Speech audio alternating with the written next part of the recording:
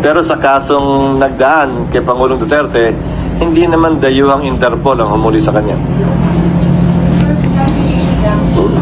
Sa inyo ni Senator, sir, sinabi rin ba sa inyo ni Senator De La Rosa na that is his intention kung sakaling may warrant of arrest, mag-stay siya dito? Or? Wala siyang sinabing gano'n. So, Nagtanong lamang siya ng iba't ibang options na pwede sa kanya. like, sir, Iba't ibang options na pwede sa kanya di kaugnay ng Senado. Hindi ako isa sa mga abogado niya para magbigay ng suggestion maliban sa pwedeng magawa o gawin ng Senado. At hindi rin para sa akin na sabihin kung ano yung mga options na nabanggit niya. Nasa sa kanya. sir, parang parang theoretical pa rin naman. So, kung may warrant of arrest, pili niya magstay dito, papayagan niyo ba yun? Wouldn't it be bad for the Senate as in an institution na merong magtatagal magstay dito dahil ayaw masilbihan ng warrant of Again, arrest?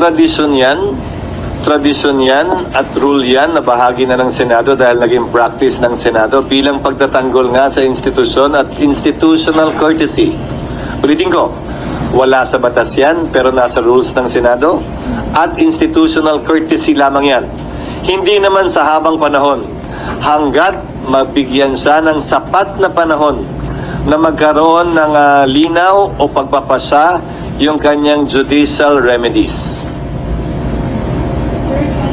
Yung sinabi niyo po na bibigyan niyo siya ng tulong para sa legal remedies. What do you mean by that, sir? Tutulungan siya ng mga abogado ng Senate? Hindi ko sinabing tutulungan siya hanggang maresolbahan yung kanyang judicial remedies na available sa kanya.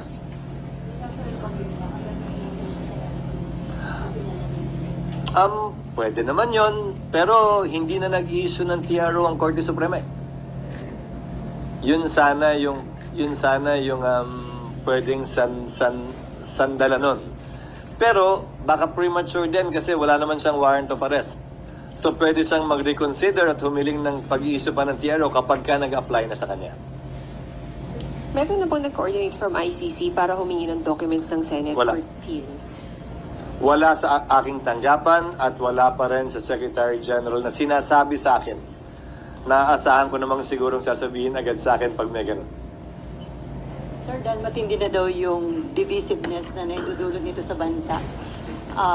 Sabi ni Senator Amy, mahalaga na ma-establish kung dumaan sa due process, kaya meron siyang hearing on Thursday. Sa tingin niyo, makatutulong yun yung para ma-address yung concern ng marami at yung tanong ng marami na dumaan ba sa due process? Pero kung ang concern ni Senator Amy ay grabe na yung divisiveness o pagkakawatak-watak natin, di sana ang maging dulo ng kanyang pagdinig ay maghilom tayo at magkaroon ng pagkakaisang muli at hindi lalo pang dagdagan yung divisiveness o pagkakaaway-away natin. Kung yun ang pakay niya, sang-ayon ako sa pakay na yon. Para mabigyang linaw, tulad ng mga binanggit ko ngayon, para mabigyang linaw ilang katanungan na meron ang ilan sa ating mga kababayan at mga alinlangan na meron sila marahil kaugnay nito, o mga pangamba na meron sila kaugnay nito. Sana hindi makadagdag yung pagdinig niya kaugnay sa lalong paglalim pa ng sugat at hidwaan sa pagitan ng ating mga kababayan.